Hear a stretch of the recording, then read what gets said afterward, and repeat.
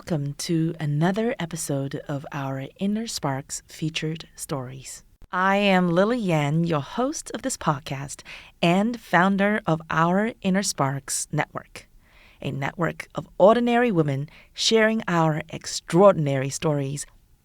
We all have so many inspiring women around us in our lives, our sisters, our neighbors, our friends, our mothers, our grandmothers, and our daughters. We need to acknowledge and celebrate each of these women's successes. Let's do that together. Let's use these opportunities as ways to inspire and empower each other and others. Join me to discover, embody, and share our inner sparks. With the COVID-19 situation, most of us around the world has been forced to stay home. While that will keep more of us safe from the coronavirus, for some, this may be tougher times than ever. Many have warned domestic violence will spike during this time of self-quarantine and social isolation. In this episode, we will be speaking with Jennifer Hutton, CEO of Women's Crisis Services of Waterloo Region, an organization that helps women and their children in situations of domestic violence. This is an impactful community organization in the Waterloo Region in Southern Ontario, Canada.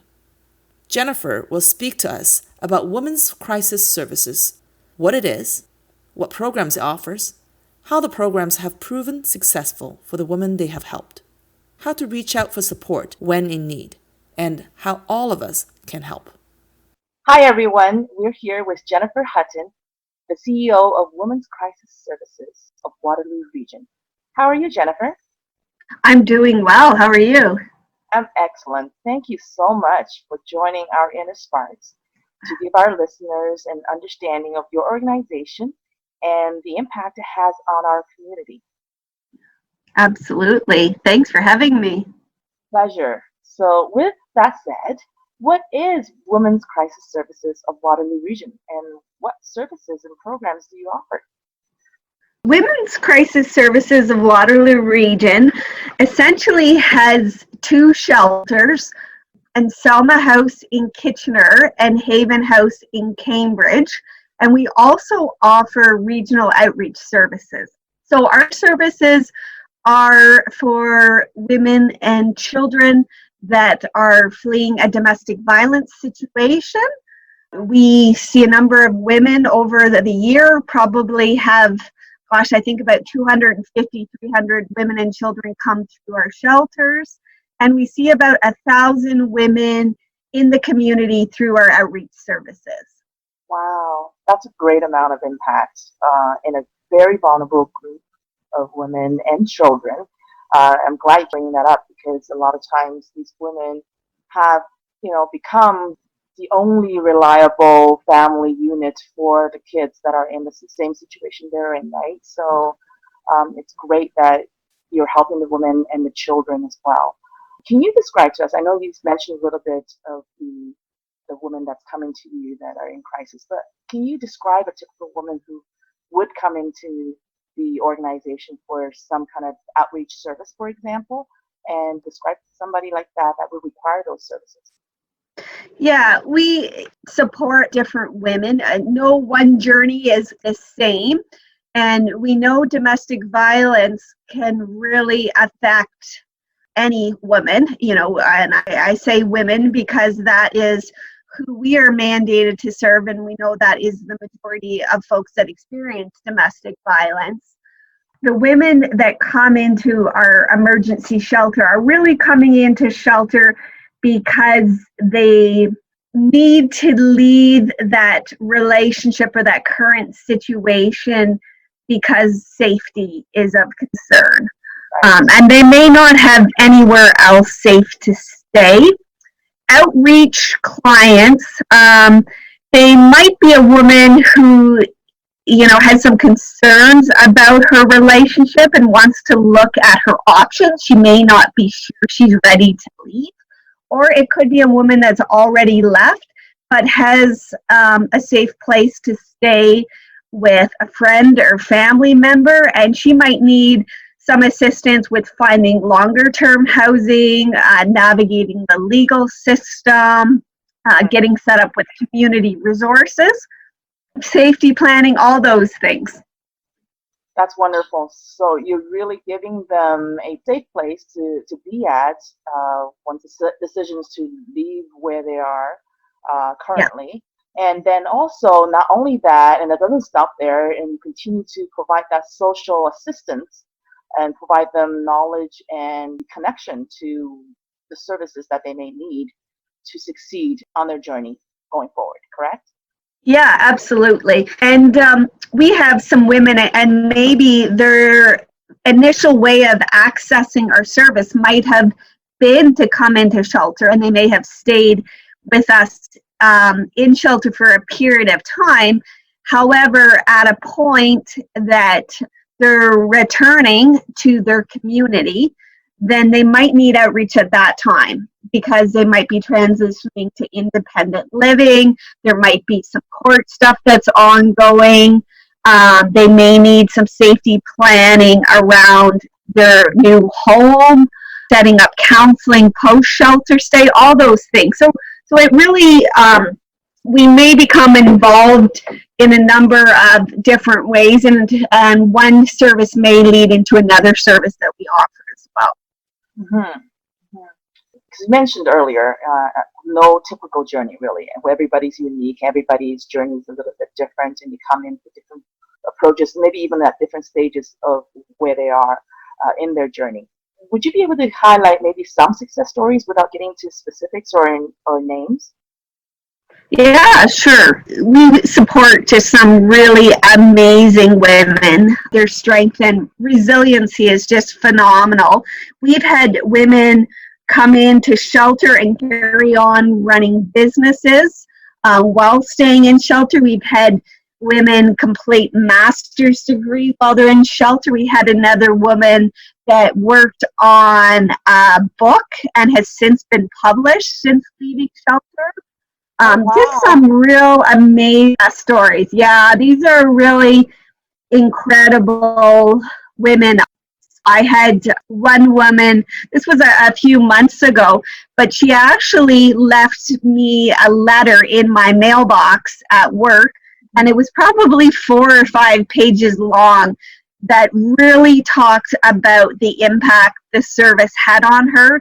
She said sort of from the moment she called into our support line and the safety planning that happened then to the point of her coming into shelter, all the help she received, and just really talked about it being life-changing. That was one of my better days at work, was reading and finding her letter in my mailbox.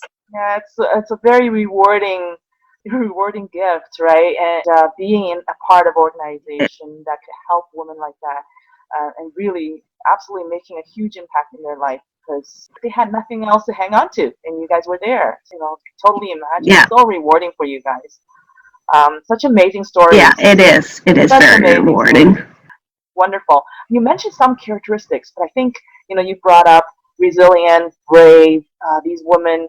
A lot of times we imagine women who are in those situations, domestic violence situations. We think that they may not have that courage to kind of get out of the situation they're in. How would you summarize for the women that do come in and that you are seeing going through the journey that you guys are part of? I mentioned around the courage and the bravery, the resilience, grit. There's just so many traits.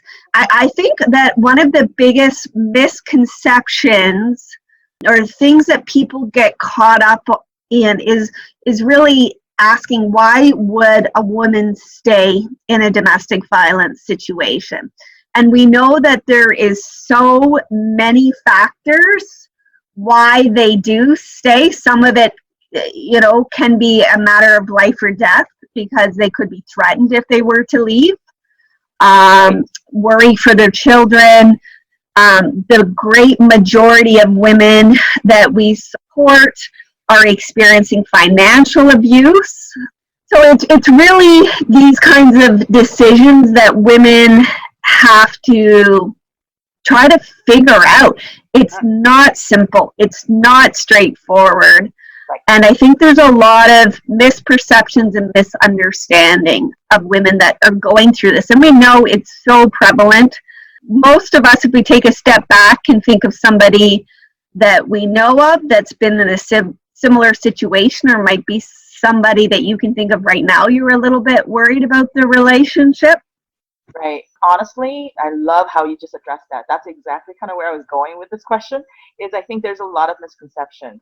And why do people just stay in that? And like you said, everybody's situation is different, and they all have different things that they have to think through.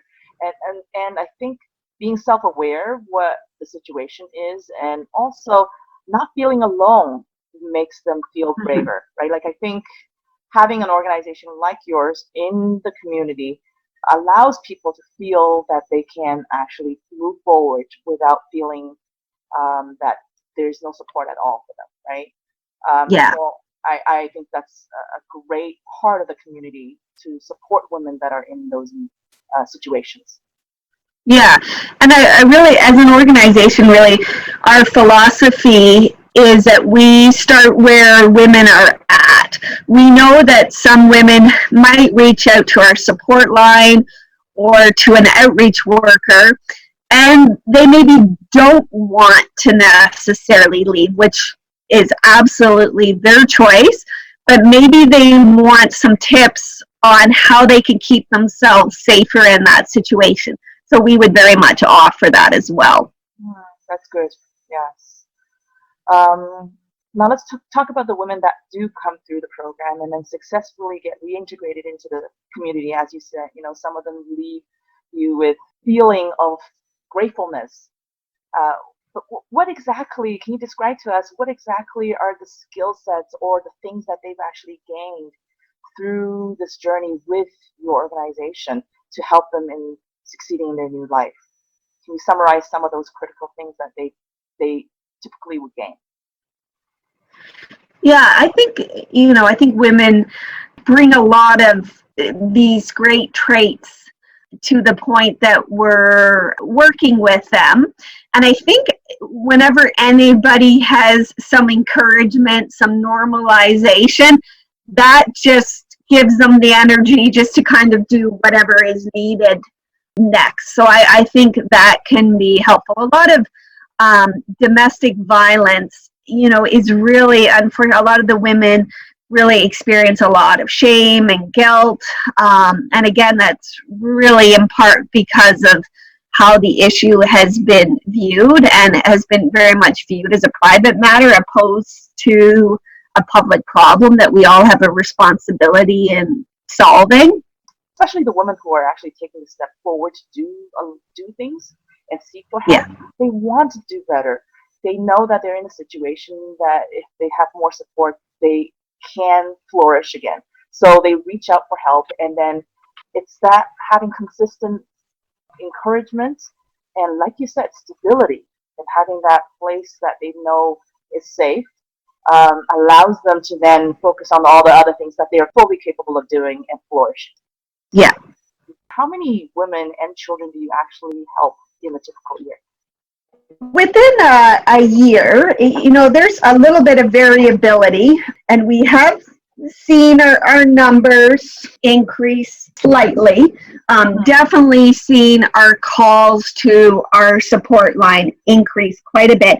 Last year, we got 2,800 calls to our support line. Oh, wow. So that's quite a bit. I think I mentioned we saw close to 1,000. It was about 894 people we saw for outreach services.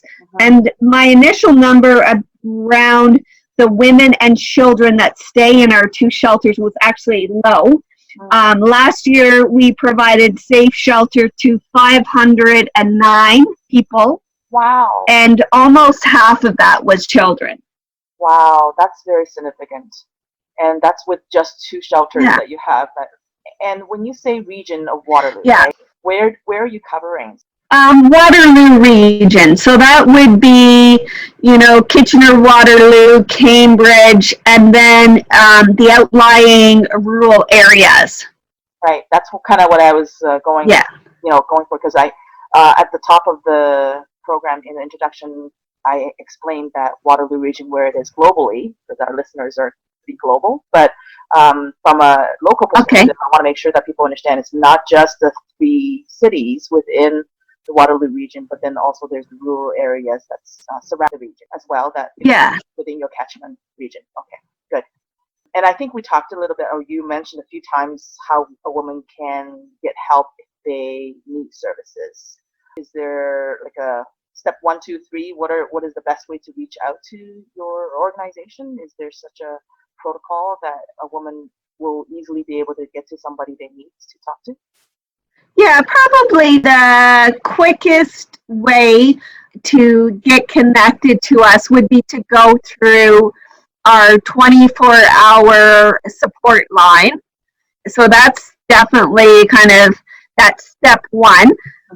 So we have support line numbers that, you're going to get a trained professional on the other line.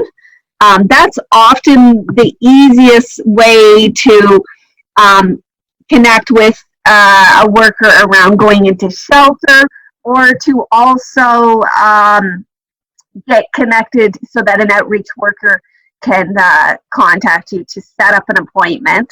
The other quick way to find out about our services would be to go to our website, which is www.wcswr.org. And I'll put that as well in our show notes. And, okay, great. And I would encourage, like even you said, people in your life, people know of someone that could potentially use a service like this, or just reach out to that person and show them this episode potentially, or talk to them about the services that Women's Crisis Services can offer, and encourage them to look into it. Yep. At the same time, what about women who are outside the area, may or may not have such service in their community? What would you recommend somebody like that to do? Well, there is some different national sources that I would recommend. Like probably a good place to start for women out of the region, especially if you're in Canada. I can't speak to overseas or American, but the Assaulted Women's Helpline is a good place to start, because then they can get you connected to whatever services you need locally. I want to talk a little bit more about your organization. Yep. Obviously full of very compassionate, wonderful people who are caring and dedicated in the mission that you guys have. As we heard, help a lot of people that are in really vulnerable situations. Can you tell us a little bit about your organization? How big is it? And what are maybe even challenges that you had as an organization? Okay. Well, we are actually a fairly large organization. We would be one of the larger women's shelters in the province, especially domestic violence women's shelters. We have 45 beds at Anselma House and 45 beds at Haven House. So we have 90 beds altogether. We've been around for over 40 years now. So we had our 40th anniversary, I think it was about 2 years ago now. Essentially, we started around the same time that the shelter movement started for women, where it started to become a little bit more formalized. Like historically, if a woman needed to leave an abusive situation, she might go to a church, she might go to friends or family. But sort of in the mid to late 70s, there started to pop up these shelters. And we used to be 2 separate shelters under different names and much smaller than we are now. And then actually amalgamated, I think it was 2001 that we amalgamated, or 2002, to become one larger organization. So how many employees do you have in total that's actually helping everybody? Yeah, we would have about 50. The majority would be full-time. We would have a few part-time staff. A lot of the part-time staff might be more of an administrative staff. And then we also have a group of casual or relief staff. Of course, because we're running a shelter, that's a 24-hour day facility. We do have staff that, of course, have illness and need to be off, or they might have vacation. So we do need to have a system to back them up. So we also have what we call like a relief pool of staff. They might be staff that, for whatever reason, with young children, they only want to work so many hours a week, or they might be going back to school or something like that. So we rely on our relief staff quite a bit. Is there anything that you may need from the community itself, potentially to help out or to support in a certain way? If there's anything that, from an organization perspective, that the community can be of help to? There's a few different ways that people could help us. One simple way is stay connected to us. Maybe in your show notes, you might be willing to link some of our social media platforms. We're quite active, and we love to engage with folks around social media. And we also have send out pretty much on a quarterly basis a newsletter, so people can learn more about us and stay involved through that way. That's kind of an easy way. We also take on volunteers. So we have volunteers that help with administration. We have volunteers that help in our food and nutrition program or our child and youth program. We, of course, we're a charity, so we do rely on donations. We get about 70% of our funding from the provincial government, so we're very fortunate to have that funding. But we do have to make up about close to 30% of just even our operating dollars does come through fundraising. So, that could be whether somebody wants to sign up to be a monthly donor, they want to do a one-time giving online. When people are out of their houses and back in the community, we have had some wonderful people do third-party events for us and raise some money that way through friends and family and do something fun, and everybody contributes. I think there's an event that's coming up, and hopefully, fingers crossed, that in May everyone will be out of the situation we're in right now with COVID-19. Yeah. Would you like to tell us a little bit about that fundraising event as well in May? Absolutely. In May, on May 10th, which is Mother's Day, we're having our third annual Hats Off to Mom Mother's Day brunch. And we have that at St. George's Hall in Waterloo. And we have a great brunch, of course. We have a silent auction of just amazing stuff, so you can shop with your moms and friends and family. We keep it fairly short but fun, so that we know that people usually have a busy day on Mother's Day, so you might come out for brunch and then do other things in the afternoon or evening.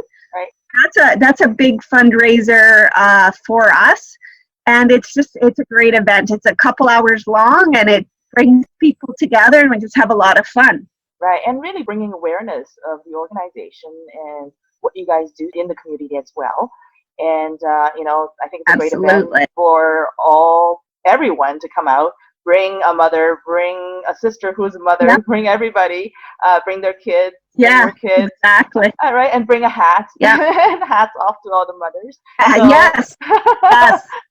The hats are amazing. Yeah, so much fun. I've heard hats off. It's, everybody becomes very creative. So make sure everybody come in and bring interesting hats for everyone else to see and enjoy the event. Sounds like a lot of fun. So we were chatting a little bit about some of our stuff on social media, and you had asked earlier kind of about some stories. So it might be just a chance to highlight a series that we did last year that we're also going to continue on this year with, is called She Is Your Neighbor. And we have a bunch of local ambassadors sharing their stories or perspectives on domestic violence. So it's quite neat. It's just something for listeners to check out as well. Yeah, actually, that sounds really interesting. I will definitely put that in the show note as well. Okay, so in terms of Women's Crisis Services, Waterloo Region, what is next? What's new and exciting in terms of the organization and where you're headed as an organization?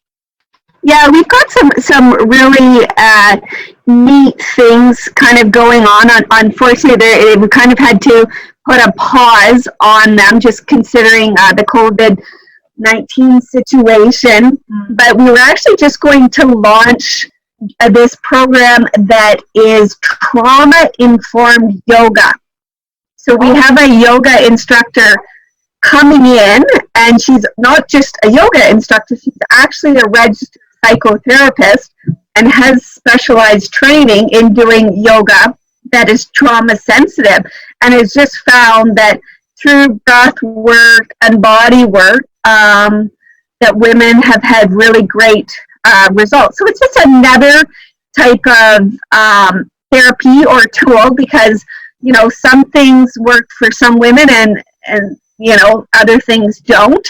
And we know that the women that we work with often may be in such a crisis situation that traditional talk therapy doesn't always work. So we have a bit of different offerings, whether it might be this yoga. We have a really robust music therapy program. We have a consulting psychologist who we call Dr. Kathy, who really helps women kind of understand their learning style, look at if they've had any mental health difficulties, if they're struggling with sleep, helping connect them with the healthcare system. Unfortunately, kind of a sad reality for some of the women that we work with, they may have had past concussion or head trauma, so she can help them get set up with the testing they need and that kind of stuff. That's wonderful. It sounds like a great range of therapies and help that the woman can get.